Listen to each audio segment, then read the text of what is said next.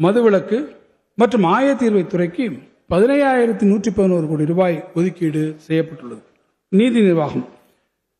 மக்கள் அனைவருக்கும் விரைவாக நீதி வழங்குவதை உறுதி செய்வதற்கு நீதிமன்றங்களுக்கு தேவையான கட்டடங்கள், மனித வளம் மற்றும் பிற உட்கட்டமைப்பு வசதிகளை நிறைவேற்றி தருவதற்கு இந்த அரசு உரிய முக்கியத்துவம் அளித்து வருகிறது. கடந்த 5 ஆண்டுகளில் 25 சிறப்பு நீதிமன்றங்கள் உட்பட 82 நீதிமன்றங்கள் 176 கோடி ரூபாய் மதிப்பீட்டில் புதிதாக உருவாக்கப்பட்டுள்ளன. நீதிமன்ற கட்டடங்கள், நீதிபதிகள் குடியிருப்புகள், சட்ட அதிகாரிகள் வளாகம் மற்றும் பிற உள்கட்டமைப்பு வசதிகளுக்காக கடந்த 5 ஆண்டுகளில் 1118 கோடி ரூபாய் ஒதுக்கீடு செய்யப்பட்டுள்ளது. இந்த இடைக்கால வரவு செலவு திட்ட மதிப்பீடுகளில் நீதி நிர்வாகத்திற்கு 2,455 கோடி ரூபாய் ஒதுக்கீடு செய்யப்பட்டுள்ளது. பதிவுத்துறை. அலுவலகத்திற்கு நேரில் வராமல் ஆவணப்பதிவு செய்வதை முக்கிய நோக்கமாக கொண்டு ஆவணப்பதிவுகளுக்கான மேம்பட்ட விரிவான இணையதளம் ஸ்டார் 3.0 செயல்படுத்தப்பட்டுள்ளது. மேலும் நவீன வசதிகளுடன் கூடிய மாதிரி சார்பதிவாளர் அலுவலகங்கள் சென்னை, அடையாறு மற்றும் பெரியமேடு பகுதிகளில் திறந்து வைக்கப்பட்டுள்ளன. மேலும் 32 மாதிரி சார்பதிவாளர் அலுவலகங்களின் கட்டுமான பணிகள் முன்னேற்றத்தில் உள்ளன. பேரிடர் மேலாண்மை. காலநிலை மாற்றங்களால் கடந்த சில ஆண்டுகளாக தொடர்ந்து வரலாறு காணாத வகையில் குறுகிய நேரத்தில் பெய்யும் பெருமழை, புயல், பெருவெள்ளம் ஆகியவற்றை தமிழ்நாடு தொடர்ந்து சந்தித்து வருகிறது. இயற்கை பேரிடர் பாதிப்புகளிலிருந்து விரைந்து மீண்டு வருவதை உறுதி செய்திட அரசு நிர்வாகத்தை தயார்படுத்தும் நடவடிக்கைகளில் இந்த அரசு கடந்த 5 ஆண்டுகளில் பெருங்கவனம் செலுத்தியுள்ளது. 2021 ஆண்டின் வெள்ளம், 2022 ஆண்டின் மாண்டஸ் புயல், 2023 ஆண்டின் இரட்டை பேரிடரான மிக்ஜாம் புயல் மற்றும் தென் மாவட்டங்களில் ஏற்பட்ட பெருவெள்ளம், 2024 ஆண்டின் கடுமையான பெஞ்சல் புயல் மற்றும் 2025 ஆண்டின் தித்வா புயல் ஆகியவற்றை இந்த அரசு திறம்பட கையாண்டுள்ளது. கடந்த 5 ஆண்டுகளில் இப்பேரிடர் பாதுகாப்புகளுக்கு நிவாரண நிதியாக ஒன்றிய அரசிடம் 50,922 கோடி ரூபாய் கோரியும் 1,151 கோடி ரூபாய் அளவில் சொற்பமான நிதியை மட்டுமே ஒன்றிய அரசு வழங்கியுள்ளது. வெப்ப அலையினை மாநிலம் சார்ந்த பேரிடராக அறிவிக்கப்பட்டதை தொடர்ந்து முதல் கட்டமாக 11 மாநகராட்சிகளுக்கு தனித்தனியே வெப்ப அலை செயல் திட்டங்கள் தயாரிக்கப்பட்டுள்ளன. நிலச்சரிவு அபாயங்களுக்கு உள்ளாகும் மேற்கு தொடர்ச்சி மலை மற்றும் கிழக்கு தொடர்ச்சி மலை மாவட்டங்களுக்கான பேரிடர் தணிப்பு திட்டத்தை தயாரிப்பதற்காக ஆய்வு மேற்கொள்ளப்பட்டு வருகிறது.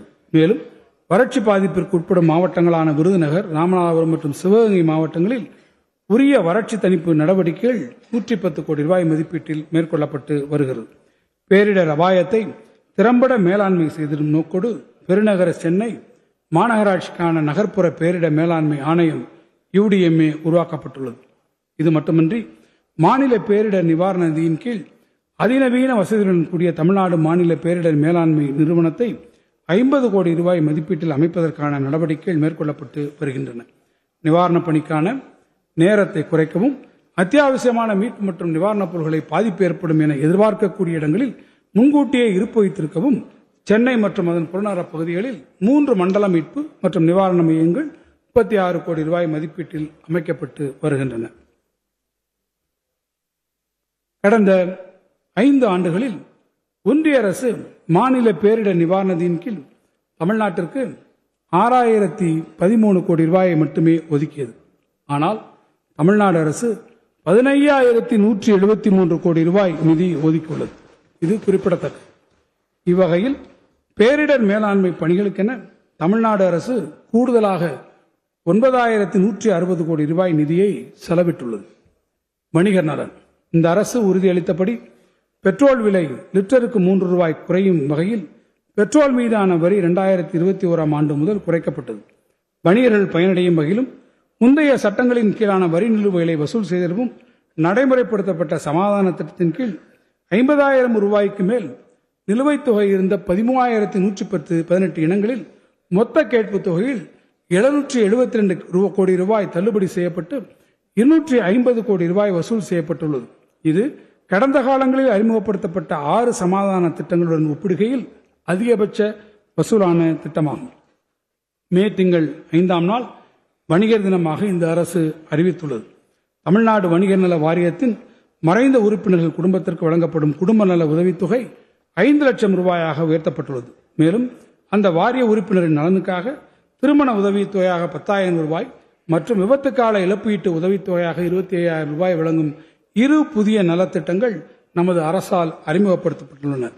உறுப்பினர்களின் வணிக தளங்களில் ஏற்படும் தீ விபத்திற்கு வழங்கப்பட்டு வரும் இழப்பீட்டு உதவித்தொகை 20,000 ரூபாயாகவும் உயர்த்தப்பட்டு உள்ளது. நிதி மேலாண்மை.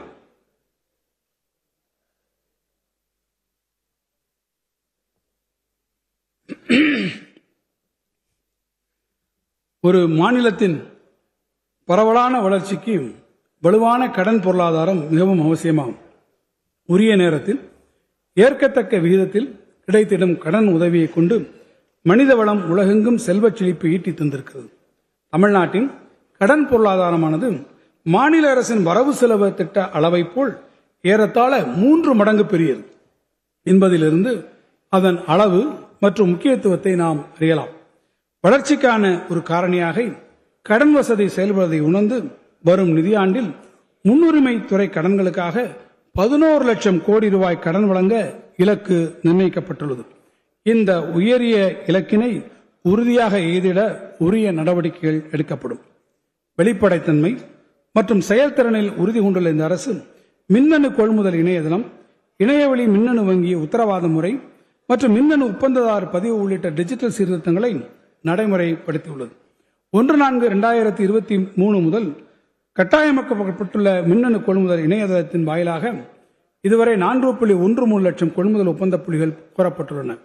இத்தகைய முன்முயற்சிகள் பொது ஒப்பந்த புள்ளிகளில் பொறுப்புடைமையை மேம்படுத்துவதோடு ஒப்பந்தங்களை இறுதி செய்வதில் ஏற்படக்கூடிய காலதாமதத்தை குறைத்தும் அவற்றுக்கான நடைமுறைகளை எளிமையாக்கியும் பணிகள் நடைபெறுவதை எளிதாக்கியுள்ளன.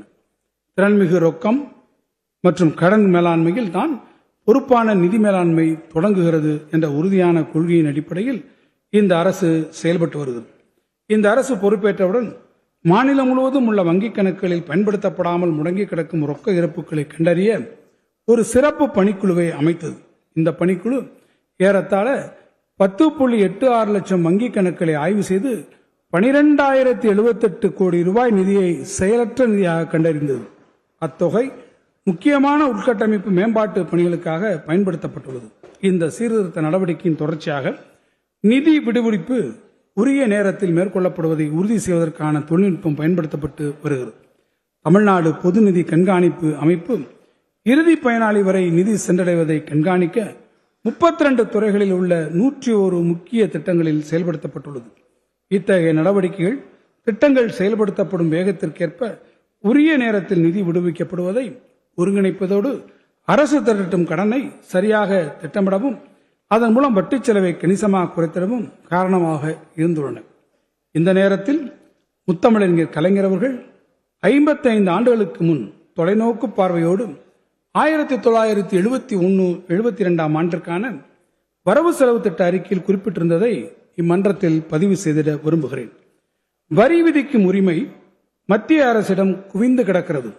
ஆனால் மக்கள் நலனை பேணி பெருக்குவதற்கான பெரும்பகுதி செலவை ஏற்க வேண்டிய பொறுப்பு மாநில அரசுகளிடம் நிறைந்து கிடக்கிறது. இவ்வாறு உரிமை ஒருபுறமும் கடமை பொறுப்பு மறுபுறமும் இருக்கும்படியான விந்தை நிலைதான் நம்முடைய சிக்கல்கள் அனைத்திற்கும் அடிப்படை காரணமாகும். எனவே நிதி வருவாயை பகிர்ந்து கொள்ளும் தற்போதைய முறையை மாற்றி அமைக்க வேண்டும் என்று நாங்கள் கருதுகிறோம். தேவை ஏற்படுமேல் இதன் பொருட்டு அரசியலமைப்பு சட்டத்தையும் திருத்தி ஆக வேண்டும் என முத்தமிழறிஞர் கலைஞர் கவலையோடு பதிவு செய்த சூழல் 1/2 நூற்றாண்டு காலம் கழிந்த பிறகும் மாறவில்லை என்பது வருந்தத்தக்கது. 16வது நிதிக்குழு அண்மையில் அதன் அறிக்கையை அளித்துள்ளது. அதன் மீது எடுக்கப்பட்ட நடவடிக்கைகள் குறித்த அறிக்கையை ஒன்றிய அரசு 1/2/2026 அன்று நாடாளுமன்றத்தில் முன்வைத்துள்ளது. 16வது நிதிக்குழுவின் இந்த அறிக்கை தமிழ்நாட்டிற்கு மிகுந்த ஏமாற்றத்தை அளித்துள்ளது. அனைத்து மாநிலங்களும் மத்திய வரிகளின் பகிர்ந்தளிக்கத்தக்க நிதியில் மாநிலங்களுக்கான பங்கை அதிகரிக்க வேண்டும் என தெளிவாக கோரியிருந்த போதிலும் மாநிலங்களுக்கான பங்கானது 41% தொடர்வதாக நிதிக்குழு பரிந்துரைத்துள்ளது. மேலும் மேல்வரி மற்றும் கூடுதல் கட்டணங்கள் விதிப்பு அதிகரித்துக் கொண்டே செல்வது குறித்து மாநில அரசுகள் முன்வைத்த கோரிக்கைகள் மீது நிதிக்குழுவின் அறிக்கையில் எந்தவிதமான பரிந்துரையும் இடம்பெறவில்லை என்பது வருந்தத்தக்கது. மாநிலங்களுக்கு இடையிலான கிடைமட்ட பகிர்வில் மீண்டும் ஒரு முறை தமிழ்நாட்டிற்கு உரிய நியாயமான பங்கு வழங்கப்படாமல் நிதிக்குழு பாரபட்சமாக நடந்து கொண்டுள்ளது.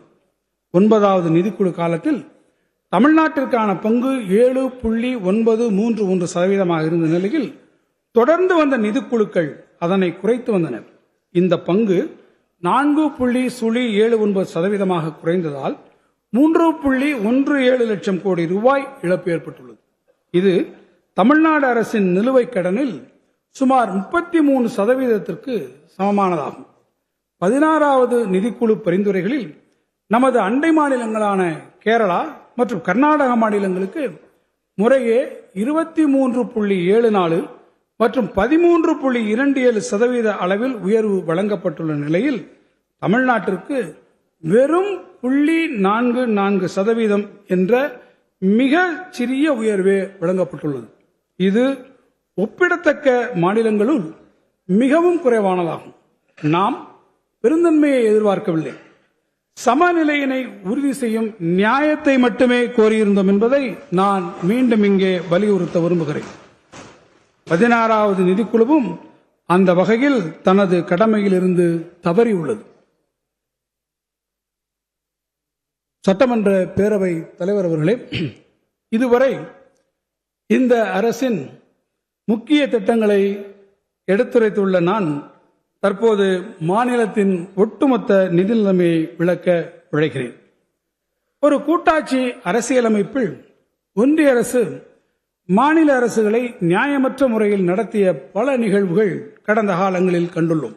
எனினும் இந்த அரசு எதிர்கொண்டு வரும் சவால்கள் முன் எப்போதும் தமிழ்நாடு சந்தித்திராத ஒன்று என்று நான் உறுதியாக கூறுவேன்.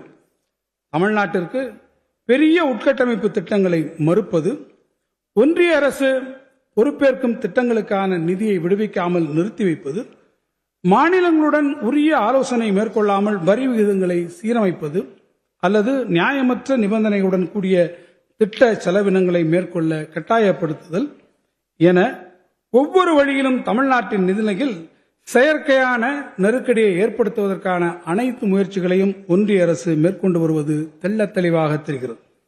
நடப்பு நிதியாண்டில் அரசு எதிர்கொண்டு வரும் சவால்களில் சிலவற்றை இங்கு நான் பட்டியலிட விரும்புகிறேன். பல்வேறு மாநிலங்களில் ஆட்சேபனைகள் மற்றும் எதிர்ப்புகளுக்கு கருத்தில் கொள்ளாமல் சரக்குகள் மற்றும் சேவைகள் வரி விகிதங்களை சீரமைப்பதற்கு சரக்குகள் மற்றும் சேவைகள் வரி அமைப்பு ஒப்புதல் அளித்தது.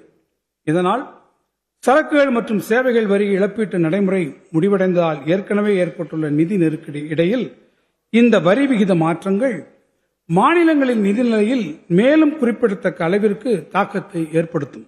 நடப்பாண்டில் மட்டும் 9600 கோடி ரூபாய் வருவாய் இழப்பு ஏற்படும் என மதிப்பிடப்பட்டுள்ளது. ஒருங்கிணைந்த சரக்குகள் மற்றும் சேவைகள் வரி வருவாயிலிருந்து முன்னறிவிப்போ அல்லது மாநில அரசுடன் கலந்தாலோசனை இன்றி பெரும் தொகையான 1709 கோடி ரூபாயை இந்திய ரிசர்வ் வங்கியில் உள்ள மாநில அரசின் கணக்கில் இருந்து ஒன்றிய அரசு 2025 ஆண்டு ஏப்ரல் மாதத்தில் பிடித்தம் செய்தது. இதனால் சரக்குகள் மற்றும் சேவைகள் வரி விதிப்பின் கீழ் வருவாய் குறைவு ஏற்பட்டுள்ளதால் நடப்பு நிதியாண்டில் மாநிலத்தின் நிதிநிலை பாதிக்கப்பட்டுள்ளது. 2025-26 ஆண்டிற்கான ஒன்றிய அரசின் வரவு செலவு திட்டத்தில் தமிழ்நாட்டிற்கு ஒதுக்கீடு செய்யப்பட்ட ஒன்றிய வரிகளின் பங்கு திருத்த மதிப்பீடுகளில் குறைக்கப்பட்டுள்ளது. இதன் காரணமாக நடப்பு ஆண்டில் தமிழ்நாடு அரசுக்கு எதிர்பாராத வகையில் 1202 கோடி ரூபாய் இழப்பு ஏற்பட்டுள்ளது. அரசியல் சாசனம் பிரிவு 293 கீழ் 3 படி மாநில அரசுகள் தங்களுக்குரிய கடனை திரட்டுவதற்கு அனுமதி வழங்குவதற்கான அதிகாரத்தை பயன்படுத்தி ஒன்றிய அரசானது நிலுவையில் உள்ள உத்தரவாதங்களில் 5% உத்தரவாத மீட்பு நிதியத்திற்கு மாற்ற வேண்டும் என முன்னறிவிப்பின்றி விதித்துள்ள நிபந்தனையினால் அரசிற்கு 3087 கோடி ரூபாய் எதிர்பாராத மற்றும் கூடுதல் செலவினம் ஏற்பட்டுள்ளது. அதேபோன்று அரசியல் சாசன பிரிவு 293 படி தனக்கு வழங்கப்பட்ட அதிகாரத்தை பயன்படுத்தி தமிழ்நாடு மின் பகிர்மான கழகத்திற்கு 16290 கோடி ரூபாய் இழப்பீட்டு நிதி வழங்க வேண்டும் என்ற ஒன்றிய அரசு நிபந்தனை விதித்துள்ளது. அவ்வாறு வழங்க இயலாத நிலையில் மாநில அரசிற்கு அனுமதிக்கப்படும் கடன் உச்சவரம்பிலிருந்து அந்த தொகை கழிக்கப்படும் எனவும் ஒன்றிய அரசு நிபந்தனை விதித்துள்ளது. தமிழ்நாடு மின் பகிர்மான கழகத்திற்கு 413 கோடி ரூபாய் மட்டுமே உள்ளபடியான இழப்பு ஏற்பட்டுள்ள நிலையில்